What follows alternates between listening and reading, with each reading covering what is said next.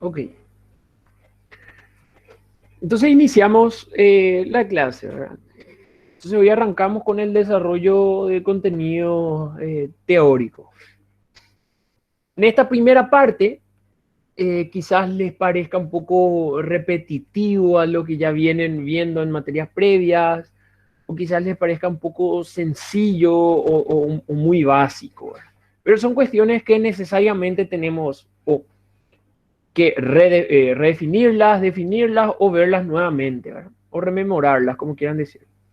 Entonces, toda esta primera parte vamos a trabajar con lo que serían estáticas de partículas. ¿Ok? Entre las cosas que vamos a ver, por ejemplo, sería el efecto de dos o más fuerzas que actúan sobre una partícula. Por lo tanto, vamos a tener que definir qué se entiende, qué vamos a entender por partícula. Eh, ¿Qué significa o qué es una fuerza equivalente a un sistema dado? O cómo trabajar con un sistema de fuerzas, quiere decir que con una inmensidad de fuerzas aplicadas en una partícula y eventualmente en el espacio.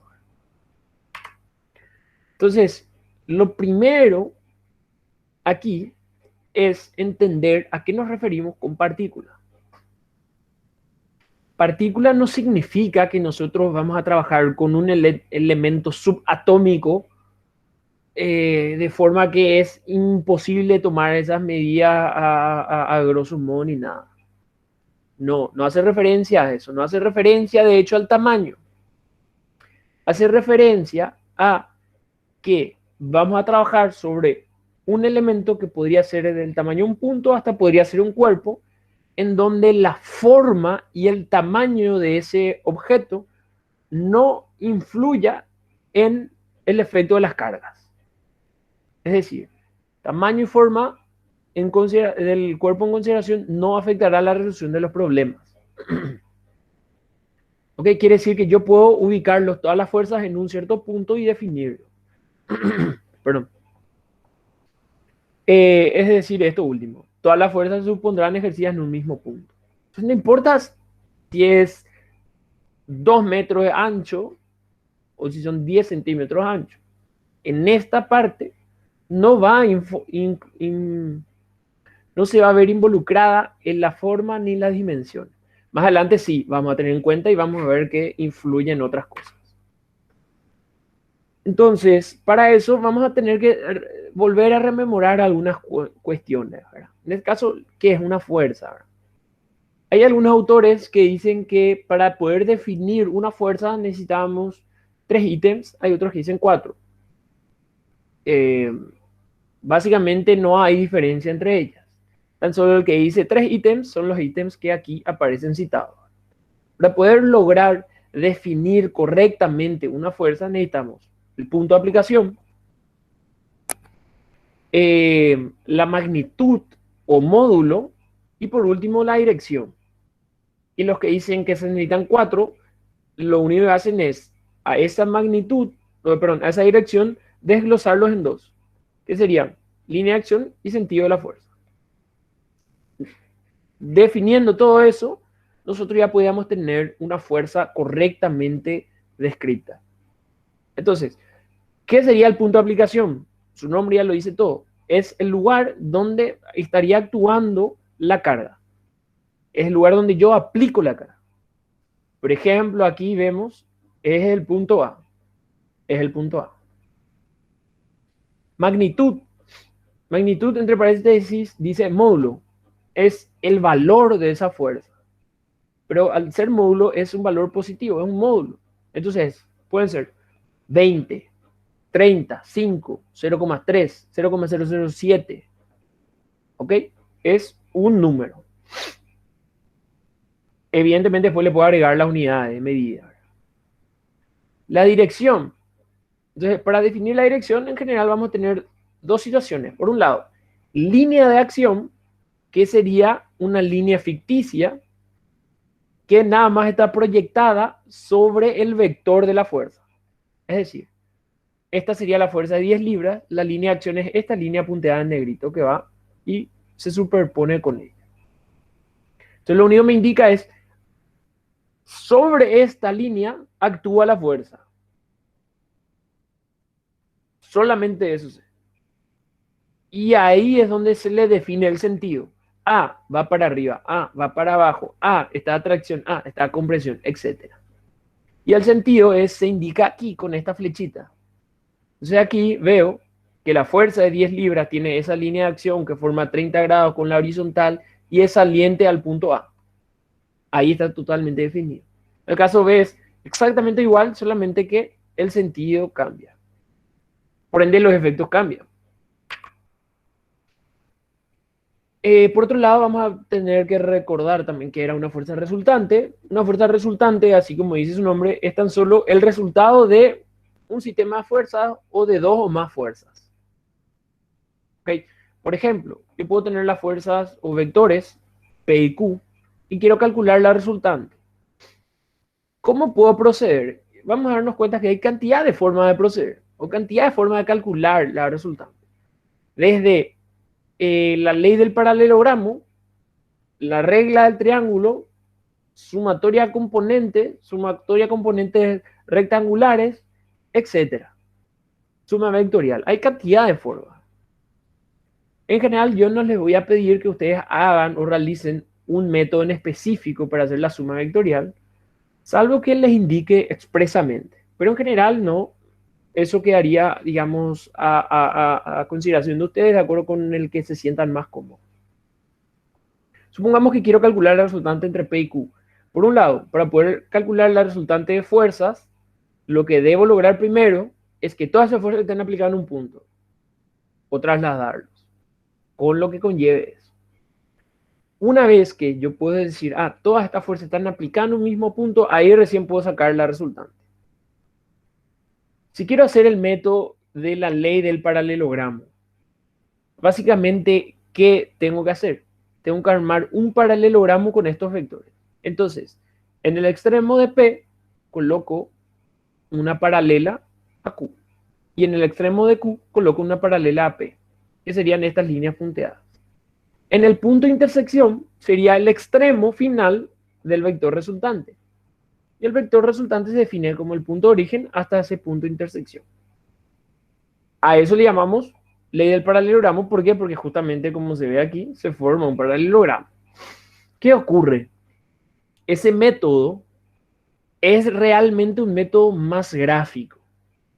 ¿Por qué? Porque yo voy a agarrar la regla, voy a agarrar el lápiz, el compás o el transportador, medir el ángulo, dibujar a escala, unir, después medir y sacar el valor de la resultante.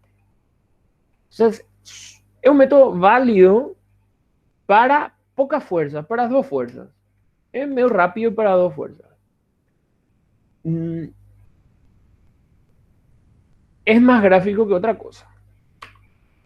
¿Entiende entonces cómo se obtiene? Otra cosa que vale la pena volver a redefinirlos o recordar serían vectores y escalares. ¿Cuáles eran las diferencias y en qué consiste un escalar y en qué consiste un vector? Entonces, lo primero, más básico, escalar. ¿Qué viene a ser un escalar? Fíjense, el escalar queda completamente determinado con un número y sus correspondientes unidades. Entonces, un escalar, por ejemplo, puede ser 7. Y 7 puede ser 7 solito o 7 kilogramos. Es un escalar. 7 unidades, 8 libros. Todo eso es un escalar. Son números y nada más. Ahora, un vector, ¿qué es? Y básicamente necesita lo mismo que un escalar para definirse y además especificar su dirección y sentido. Entonces necesita un valor, unidades, valor, dirección y sentido. Aquí hay un paréntesis. Un vector con el que se representa una fuerza que actúa sobre una partícula tiene un punto de aplicación bien definido. Entonces, una fuerza en general necesita definirse con ese punto de aplicación. Un vector no necesariamente tiene un punto de aplicación. ¿Ok? Pero la fuerza es un vector. Los vectores se suman con la ley del paralelogramo, la ley del triángulo. Vamos a ver, puedo tener distintas formas de sumarla. ¿Ok? No hay problema. Y ejemplos de vectores pueden ser desplazamientos, velocidades, aceleraciones, momentos, fuerzas, etcétera. Con todos estos tipos vamos a ir trabajando, salvo aceleraciones y velocidades. ¿Cómo entonces se suman los vectores? Ya vimos que se pueden sumar según la ley del paralelogramo. ¿En qué consistía? Armar un paralelogramo con esos vectores. Entonces, por P se traza la paralela a Q, por Q se traza la paralela al P, donde se intersectan es el extremo final de la resultante. Entonces, la resultante de P y Q es unir el origen con el extremo. No hay ningún secreto ahí. Y de vuelta es más gráfico que otra cosa porque en ningún momento yo saqué la calculadora para calcular P más Q.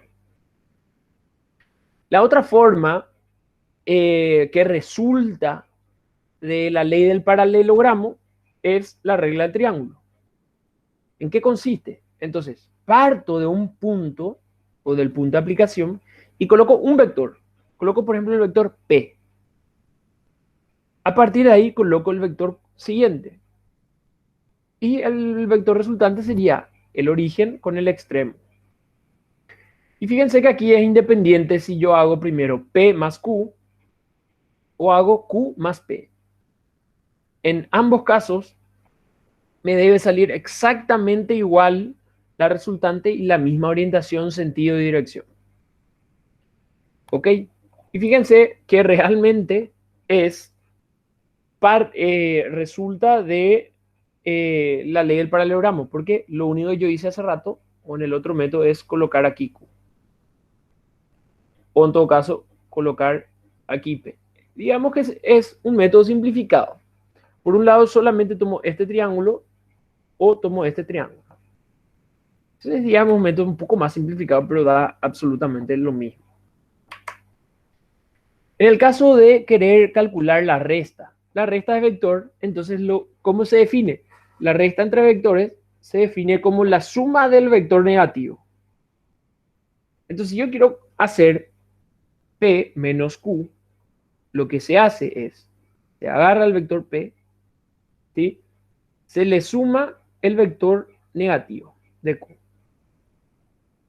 Entonces, el vector negativo es el opuesto, entonces coloco P y en vez de colocar Q, voy aquí. Y eso sería el vector P menos Q. De vuelta, no hay ningún secreto en toda esta parte. Nada más ver en qué consiste. Cuando quiero hacer la suma de 3 o más vectores, entonces yo puedo proceder aplicando la ley del paralelogramo de A2, de a pares, o la ley del triángulo. Entonces, yo por ejemplo quiero sumar P más Q más S. Entonces, inicialmente yo puedo agarrar este par, P más Q.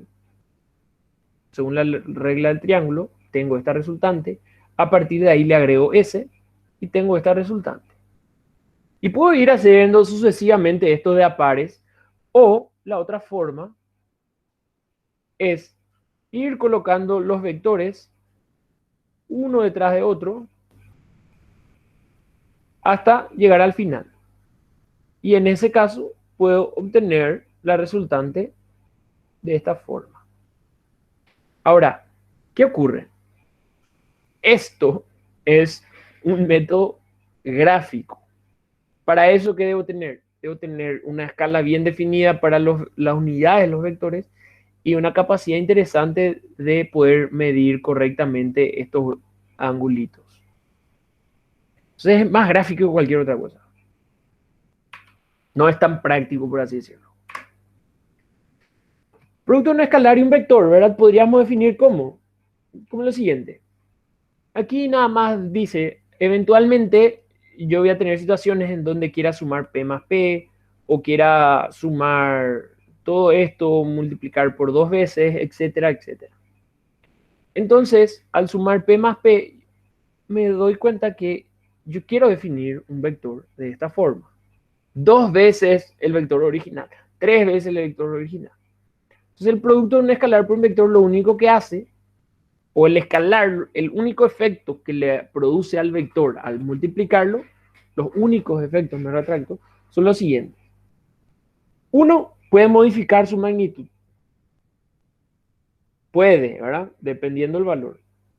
Y dos, puede modificar la dirección.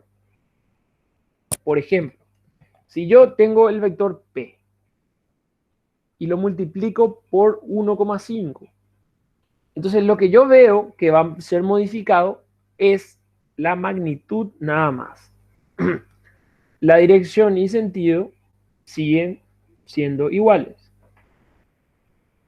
Ahora, si yo a ese vector P le multiplico por un número negativo, o por -2 en este caso, yo veo la magnitud aumenta, porque ahora va a ser el doble. Y la dirección también cambió porque ahora es opuesto al original. Entonces, los dos únicos efectos que hace un escalar a un vector en un producto es cambio de magnitud posible o modificación en la dirección.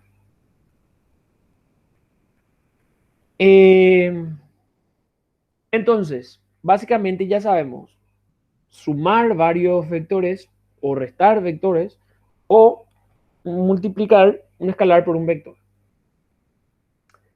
¿Qué ocurre? Vamos a tener situaciones en donde tengamos cantidad de fuerzas aplicadas en un punto, por ejemplo.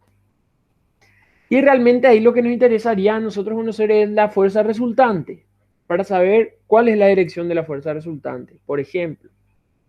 Entonces, en ese caso, me gustaría, en vez de trabajar con todo este sistema de fuerzas, que ahora mismo son 3, no es tan extenso, por ejemplo, trabajar tan solo con una fuerza resultante, de forma que esta resultante produzca sobre el bloque o el cuerpo en cuestión el mismo efecto que todo este sistema de fuerzas.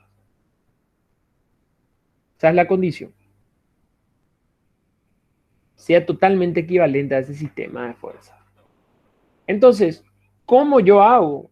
Y ahí aplico el método que me gusta más, ¿verdad? Puedo hacer uno a continuación de otro y definir ahí el vector resultante.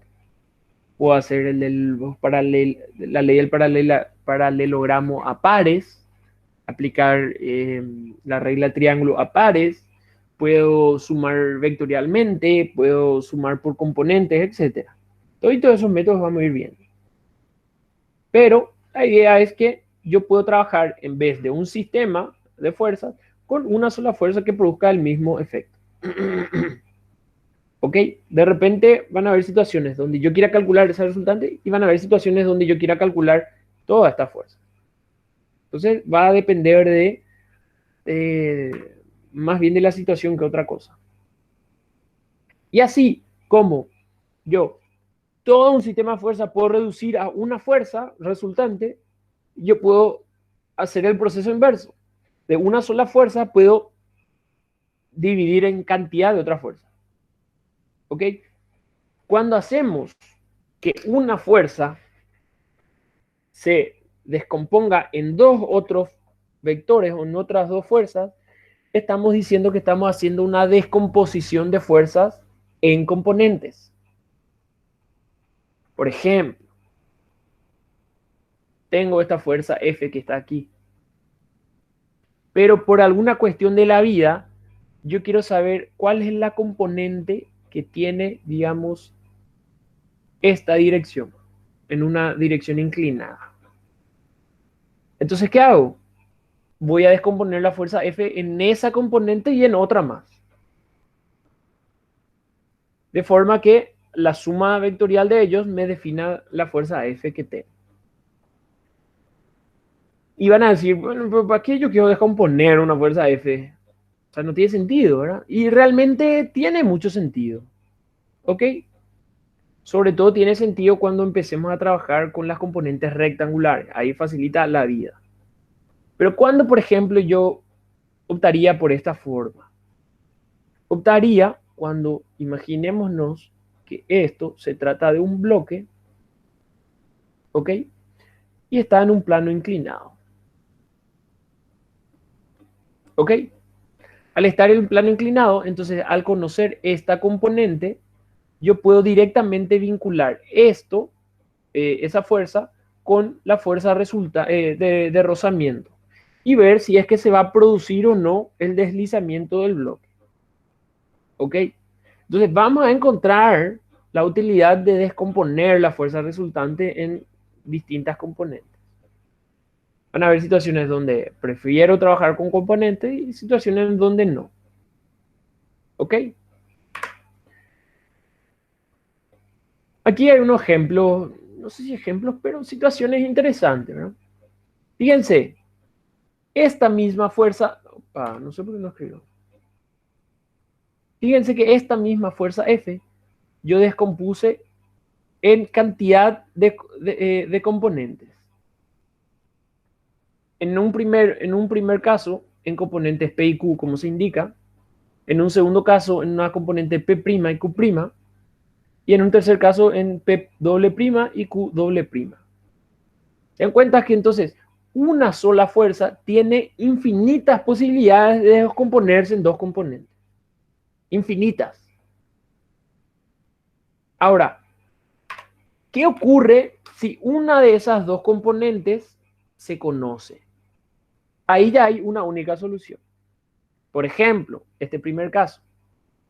Tengo el punto de aplicación, tengo esta fuerza F.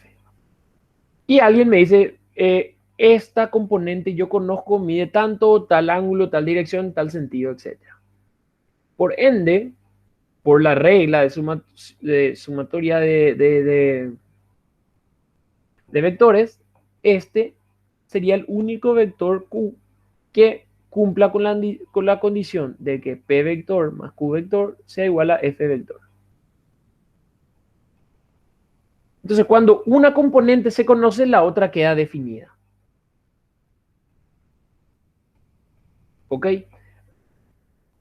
Otra situación, quizás esta sí ya es más común, cuando se conoce la línea de acción de cada una de las componentes. Entonces, yo tengo la fuerza F y yo sé que la componente tiene esta dirección y la otra componente, que sé yo, una dirección así.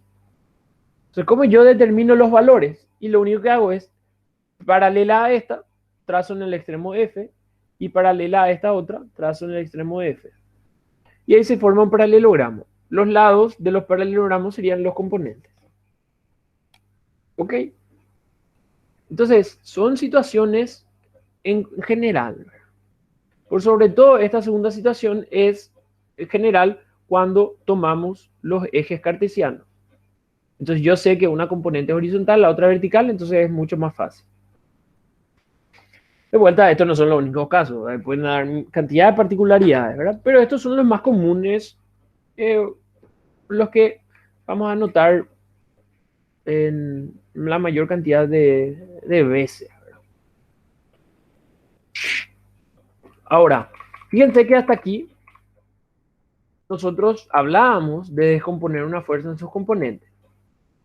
Solamente que aquí las componentes tenían distintos ángulos posibles, ¿verdad? Desde un ángulo agudo hasta un ángulo obtuso, ángulos totalmente genéricos. Ahora, trabajar con esos ángulos genéricos realmente es un despropósito, porque no hay una intención muy clave al decir, bueno, estas componentes forman 130 grados. O sea, no hay una explicación lógica o práctica o física para definir esas inclinaciones. Ahora, ¿qué ocurre cuando definimos componentes rectangulares? Cuando decimos que las componentes son rectangulares, básicamente lo que decimos son que esos ejes van a ser mutuamente perpendiculares. Entonces a esos ejes son los que nosotros les llamábamos planos cartesianos. Entonces yo podía tomar un plano horizontal vertical, o tener esos ejes horizontal y vertical y rotar. No necesariamente siempre horizontal, sino que puede ser un eje inclinado y el otro perpendicular. Las componentes rectangulares, entonces, son componentes perpendiculares entre sí. No hay secreto. Puede ser recta, horizontal, vertical o pueden estar inclinados. Pero el secreto es que sea, o sea, la idea es que sean perpendiculares. ¿Cuándo voy a trabajar con una situación y cuándo con otra? Y por ejemplo, no sé, tengo un camión que tiene un cao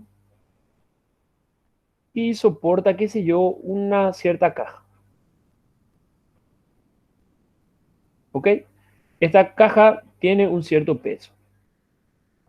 Entonces, cuando yo analice este elemento, entonces en general ahí me va a convenir trabajar con componentes verticales, porque la carga de un peso es una carga gravitatoria, y componentes horizontales.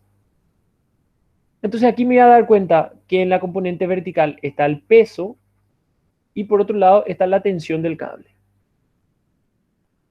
Mientras que en la componente horizontales inicialmente no habría nada, salvo que se considere el efecto del viento, por ejemplo, en esa caja. ¿Cuándo optaría por la otra situación? Y es el caso más común. El caso de tener entonces un cuerpo o un bloque, evidentemente, de un cierto peso en un plano inclinado.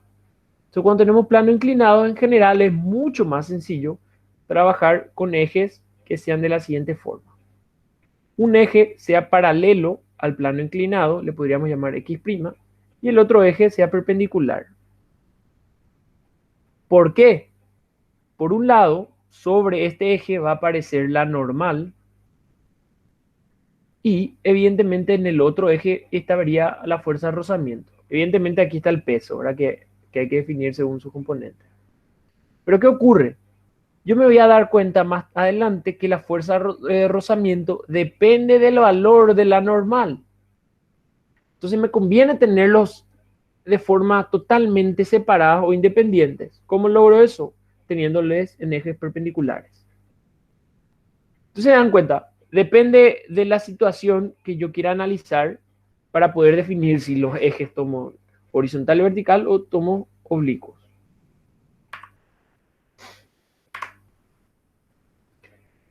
Eh, Otra cosa que resulta interesante, de forma a poder ir definiendo mejor las fuerzas o definiendo mejor los vectores, viene a ser los vectores unitarios.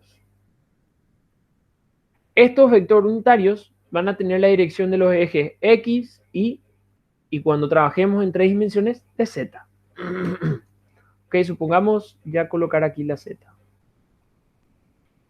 El vector unitario en la dirección de X le llamamos I minúscula, I latina minúscula. El vector unitario en la dirección vertical o en la dirección Y le llamamos J, siempre minúscula. Y el vector unitario en la dirección Z lo llamamos K, K minúscula. En general, un vector, entonces, un vector nosotros definimos de la siguiente forma. Un vector definimos con estas tres direcciones, ¿verdad? I, J y K. Ahora, hay autores que le llaman I con el sombrerito, J con el sombrerito y K con el sombrerito. ¿Ok? Entonces van a encontrar que son, algunos colocan IJK y otro I sombrerito, J sombrerito y K sombrerito. ¿Qué significa este personaje aquí? Cuando yo obtengo alguna fuerza y le pongo el sombrerito, esto significa que es un versor. ¿Qué significa un versor? Un versor era un vector de magnitud igual a 1.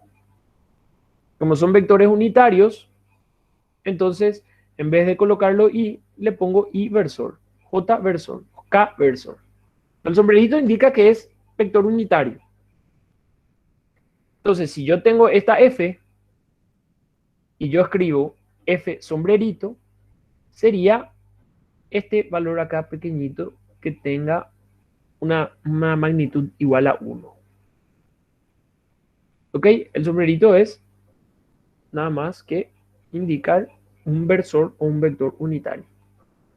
Entonces, ¿por qué de repente le definimos I, J y K? Porque así resulta más fácil definir una fuerza. Antes, ¿qué yo hacía para definir la fuerza F?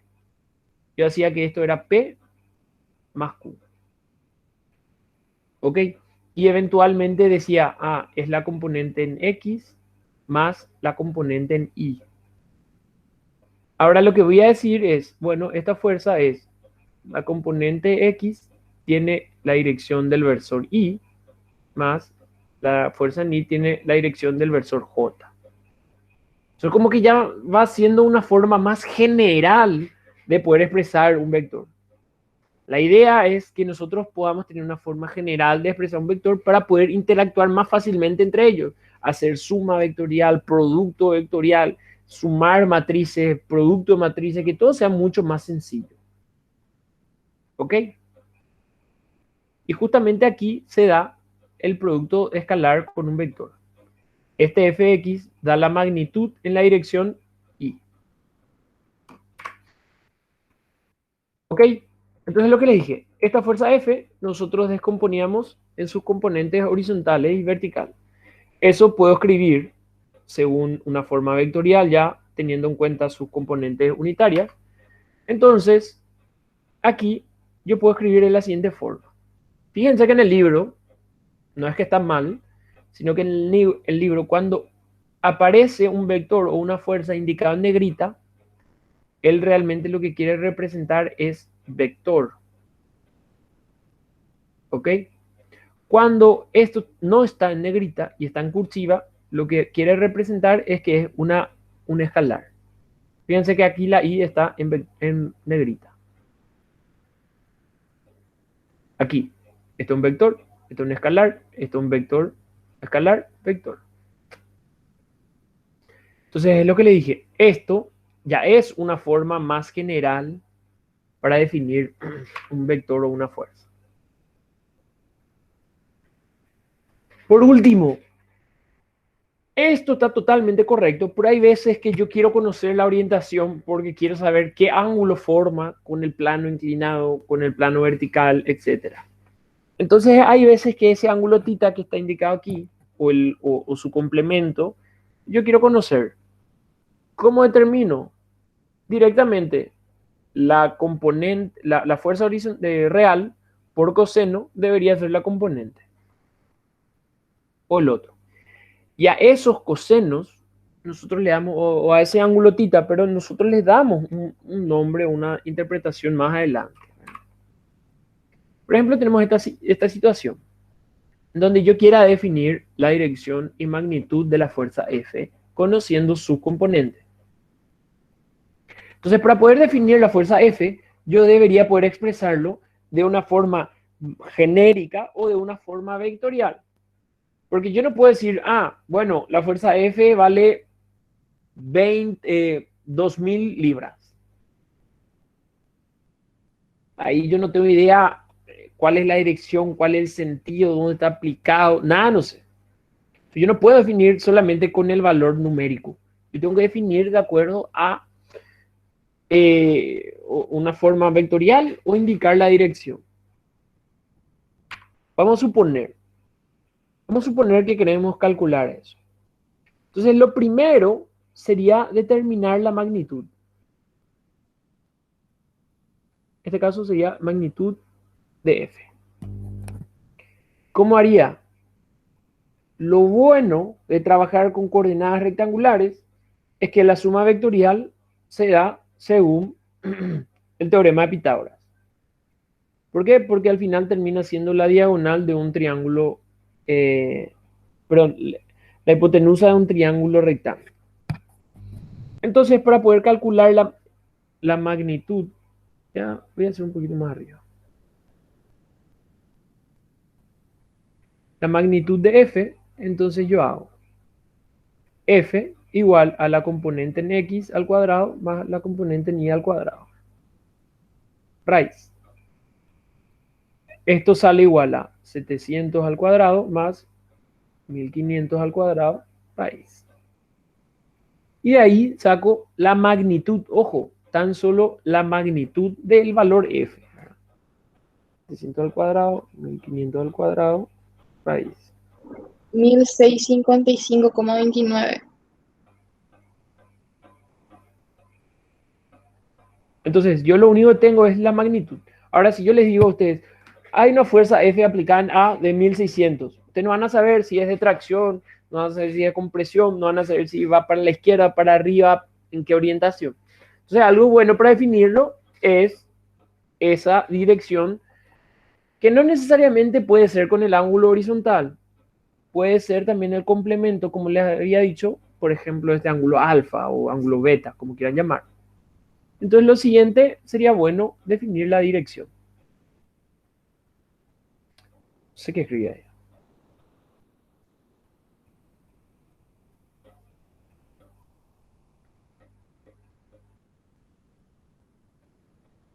Dirección.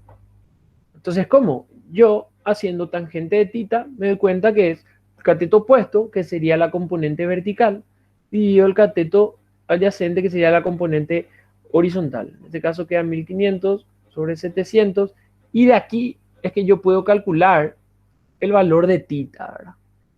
Eh, aprovechando ya esta parte, ¿verdad? En general, trabajar con dos decimales ya sería bueno, ¿verdad? Más que eso, yo no le estaría pidiendo trabajar con cuatro o cinco decimales, ¿verdad? Entonces sería bueno. Aquí sale aproximadamente 64,98 grados. ¿Ok? Entonces ahora sí, a F yo puedo plantearlo de la siguiente forma.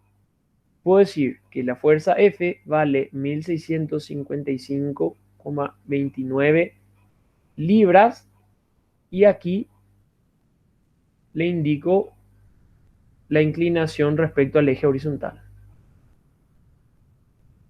Y evidentemente aplicado en el punto A. Esta sí ya es una forma un poco mejor de definir la fuerza F. Indico la fuerza y la dirección.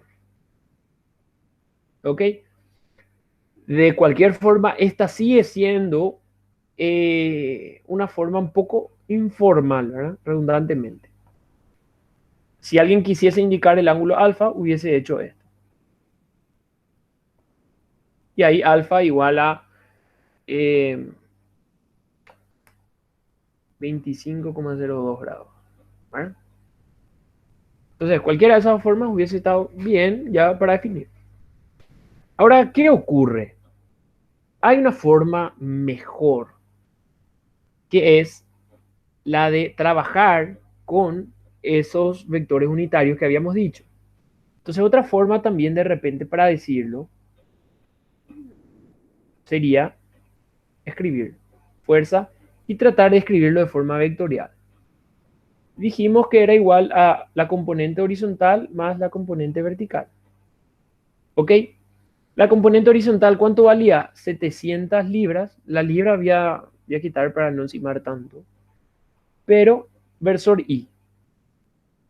Más 1500 libras en versor J. Esto sí ya es más interesante porque ya me da las magnitudes en cada una de las direcciones. Y hay una forma un poquito más de calcular. Voy a colocar acá arriba. Una forma mejor de definirlo sería tener la magnitud de esa fuerza y multiplicarlo por un vector dirección. ¿Ok? Aquí que voy a tener la magnitud de la fuerza, yo obtenía, ¿se acuerdan cómo? Aquí, está este valor de F, que sería 1655 y algo. Este vector dirección, ¿cómo calculo? ese vector dirección calculo de la siguiente forma. Voy a poner un paréntesis nada más aquí. Las componentes dividido el módulo. Entonces yo esto podría escribir de la siguiente forma. Podría escribir 1655,29 y multiplicado por 700 y más 1500 J dividido 1655,29. Y ahí obtengo esta expresión. 1655,29 ya me da la magnitud real y eso multiplico por la dirección, que voy a tener 700 dividido 1600, sale algo así como 0,42, más 0,98, creo.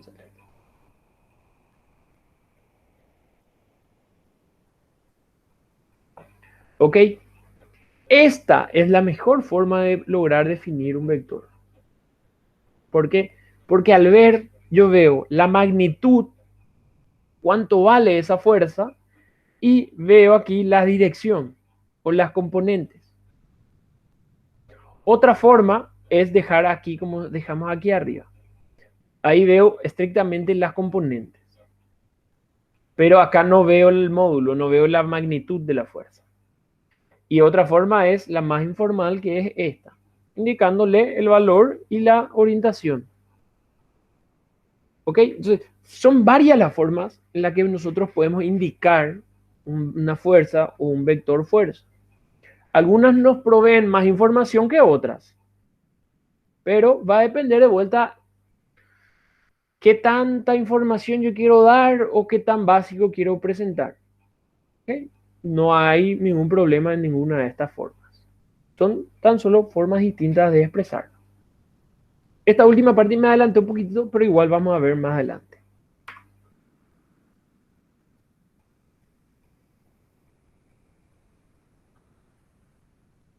Ok. Dice adición de fuerzas sumando componentes rectangulares. Entonces, nosotros ya habíamos visto la suma de vectores y suma un sistema en fuerzas. Eso eran fuerzas cualesquiera. ¿Qué ocurre?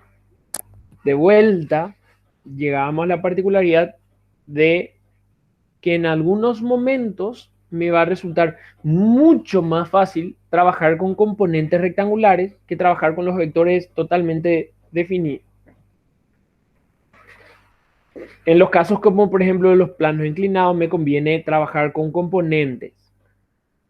Entonces, ¿cómo yo puedo hacer la suma vectorial o suma de esas fuerzas? Descomponiendo.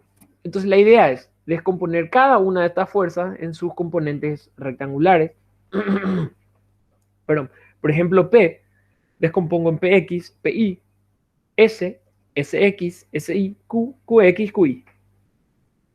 Y luego, ¿qué hago? Sumo cada una de las componentes. Sumo PX, QX, SX, y eso sería la resultante de las fuerzas en la componente X. Lo mismo para la componente Y. Entonces, sumando todo eso, podría tener un valor de Rx, un valor de Ri. Y si quiero la resultante, es la suma vectorial otra vez de esos dos, que ya es Pitágoras con esos dos. Entonces, de repente, parece un proceso un poco más largo, pero al final de cuentas quizás sea más corto en tiempo. En escribir sí un poco más largo, pero en tiempo quizás nos ahorre algo. O inclusive nos permita darnos cuenta si estamos haciendo bien o haciendo mal. O sea, tenemos menos riesgo de cometer errores al hacer de esta forma. ¿Ok? Por ejemplo, esta situación. Yo quiero conocer la resultante. Entonces, lo primero que yo haría sería sumatoria de componentes horizontales. Ojo que en este caso la sumatoria de las componentes horizontales debería ser sumatoria fuerza en X. Y en este caso, esa sumatoria fuerza en X arroja ¿qué valor? Arroja la resultante en X. Entonces voy a calcular. La resultante en X sería igual a. Tendría que ver la sumatoria en cada uno de los ejes. Voy a definir este eje como X positivo y este eje como Y positivo. Entonces me tengo que dar cuenta. El valor de 80 newtons. La fuerza de 80 newtons primero. La componente en la dirección X sería 80 por coseno de X. Por coseno de 40. Y ahí veo que la componente evidentemente va a coincidir con la dirección positiva de X. Entonces la resultante en X voy a tener de la siguiente forma. Voy a tener que es la fuerza de 80 por la proyección horizontal. La siguiente fuerza, la fuerza 120 newtons, sería de la misma forma. Me doy cuenta que 120 por coseno, en este caso el ángulo sería 70, sería también positivo. En cambio, el caso de la fuerza 150 ya va para el lado negativo del eje X, por lo tanto debería ser menos 150 coseno de 35.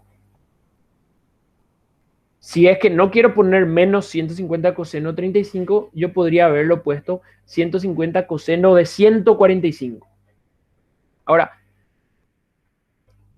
eso ya depende de la comodidad de cada uno, cómo prefiera trabajar. Personalmente, siempre trabajo de esta forma, con el ángulo, con el menor ángulo a definir. Entonces aquí lo que yo obtengo es la componente en X de la resultante. Si me sale positivo, lo que me indica es que coincide con la dirección X. Si me sale negativo, es que va en dirección opuesta nada más.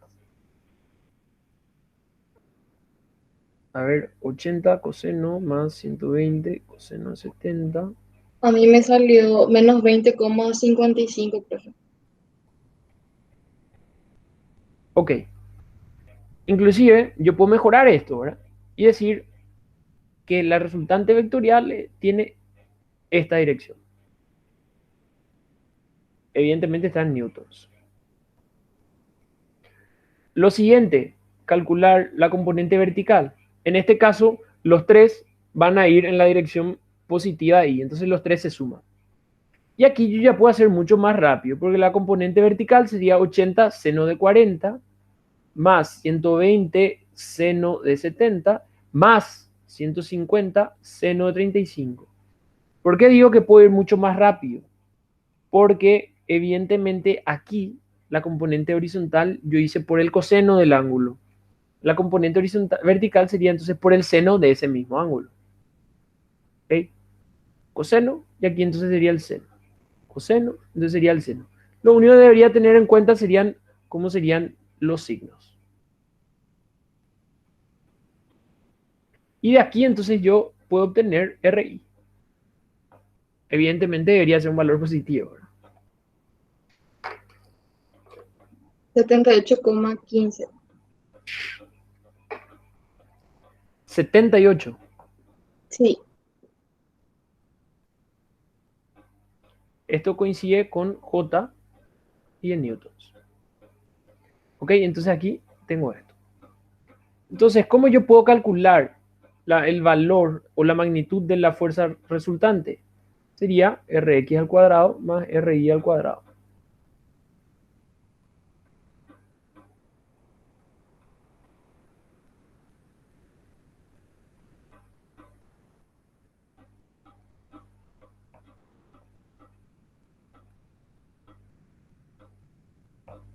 Yo creo que ese 78 no está tan bien.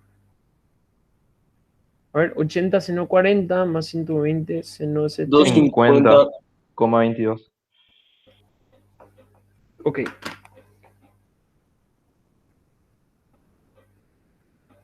$250,22 aproximadamente, ¿no?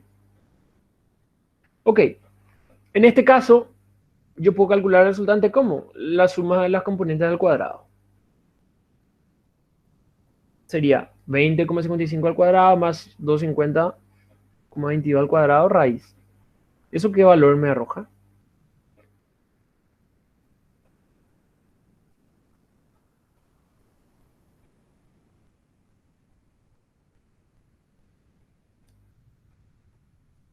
Doscientos cincuenta y uno coma cero seis me sale a mí. Ok. 251,06 newtons. Fíjense que aquí lo único que yo determino todavía es la magnitud. Yo no tengo idea en qué parte o qué dirección tiene ese valor de R. Por lo tanto, lo que debo definir ahora es esa dirección. Entonces, ¿cómo yo calculaba el valor de tita? Tita era de esta forma. Tangente del ángulo era la componente vertical, R vertical, y yo la componente horizontal. La componente vertical, ¿cuánto es? 250,22. La componente horizontal, ¿cuánto es? Sí, ojo, si coloco 20,52, 55, perdón, lo que me va a estar determinando es la inclinación respecto al eje horizontal, pero como es negativo, yo tengo que saber que va desde el otro lado. ¿Ok? Tita, ¿alguien me puede decir cuánto vale?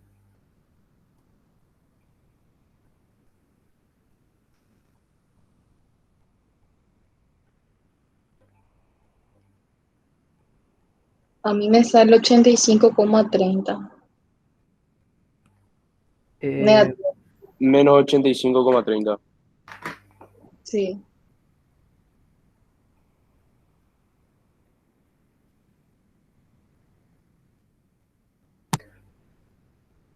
250,22 y 20,55.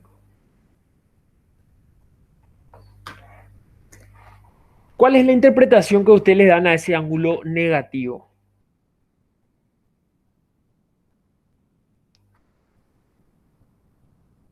Está en sentido horario.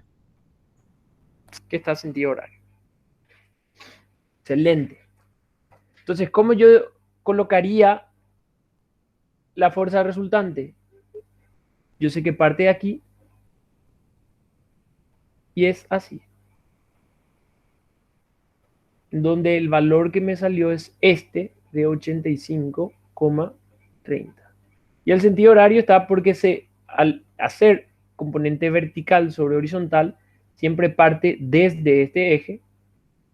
Entonces parte desde el eje horizontal hasta el ángulo que me indica. Y negativo indica sentido horario.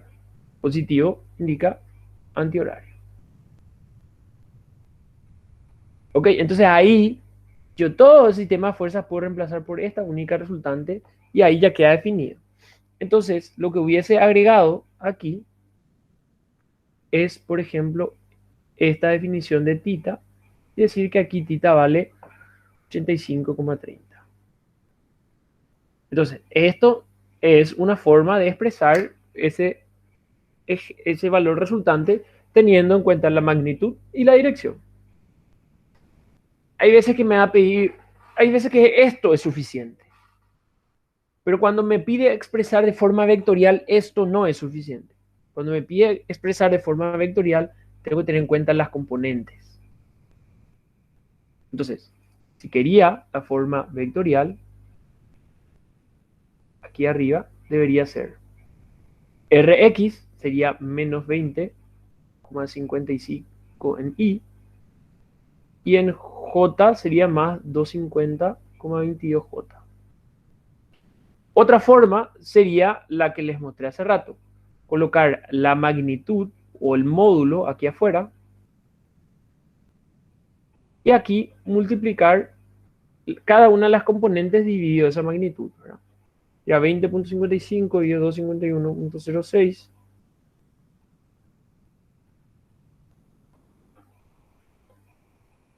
me sale menos 0,08 y aquí sale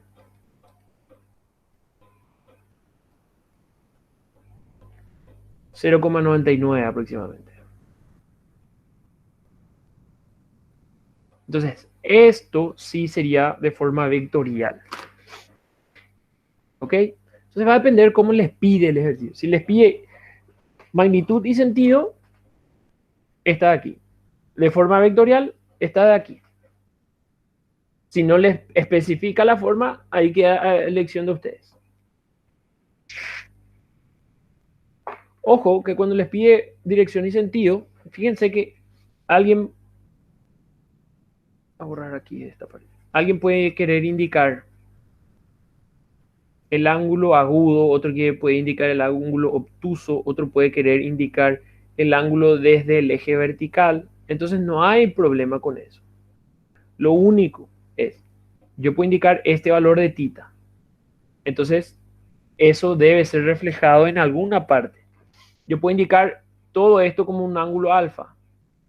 Entonces yo debería indicarle ese ángulo alfa. Yo puedo querer indicarle solamente este ángulo beta. Entonces debo hacer que la persona que mire entienda que es el ángulo que le estoy midiendo. Entonces,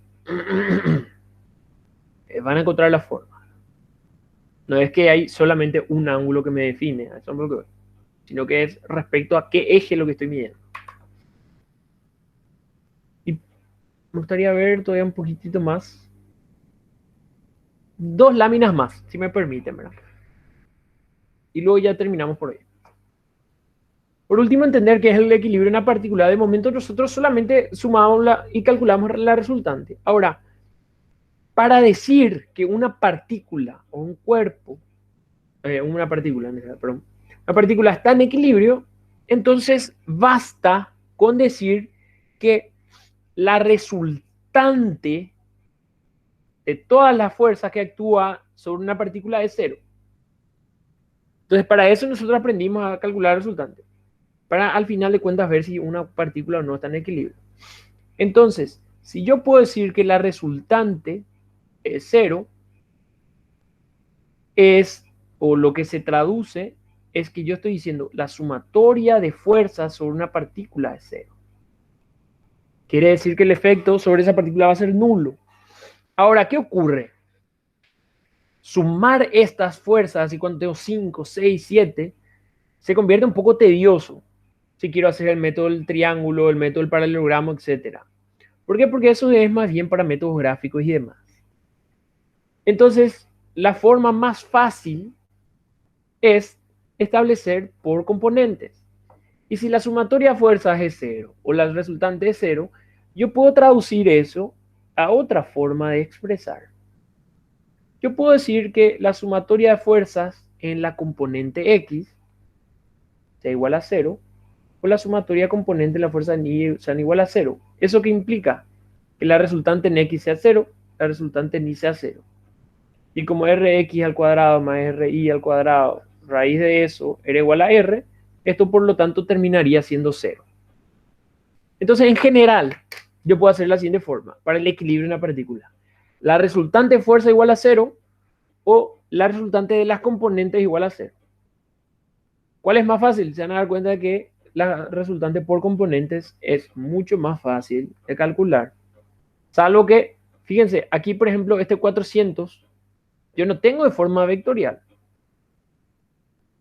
Entonces, en este caso ya sería más fácil descomponer en sus componentes horizontal y vertical. Ahora, otra cosa hubiese sido si me decía F4 es igual a 400, qué sé yo. ¿Cuánto es coseno de 30? 0,87. 0,87 en J y 0,5 en X.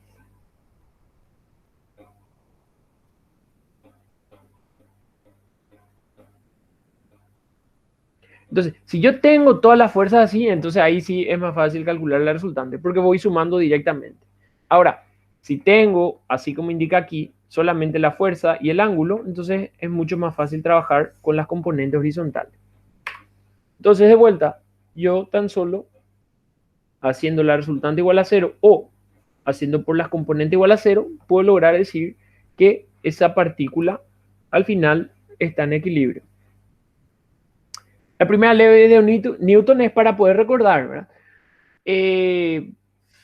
Lo único que establecía es que si la fuerza resultante que actúa sobre una partícula es cero, la partícula permanecerá en reposo, si originalmente estaba en reposo, o en movimiento constante, si originalmente estaba en movimiento constante.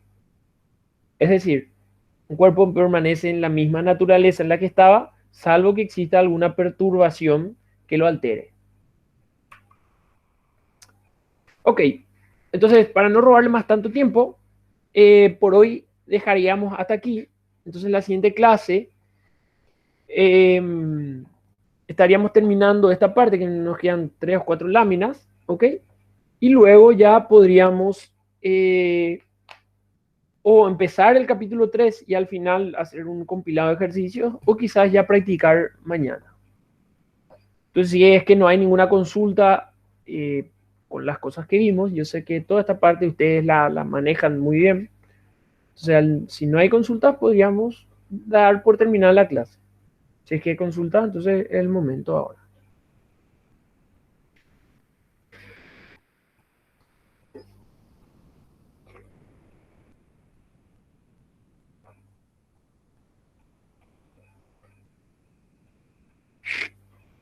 Ok, aparentemente está todo claro.